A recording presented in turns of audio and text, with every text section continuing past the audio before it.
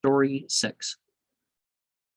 A Padshah entrusted a tutor with the care of his son, saying, "This is thy son, educate him as if he were one of thy own children."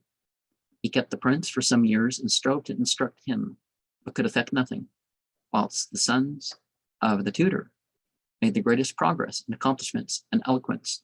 The king reproved and threatened the learned man with punishment, telling him that he had acted contrary to his promise and had been unfaithful. He replied, "O king, the instruction is the same, but the natures are different." That's important why we should have equality rather than equity.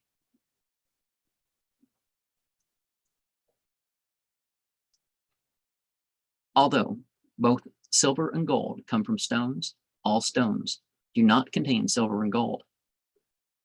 Canopus is shining upon the whole world, but produces in some places sack leather and in others Adam.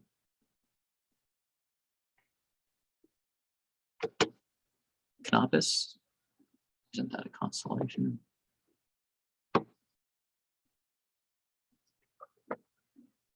But yeah, different things occur in different places under, well, not the same conditions, but Some of the same, right?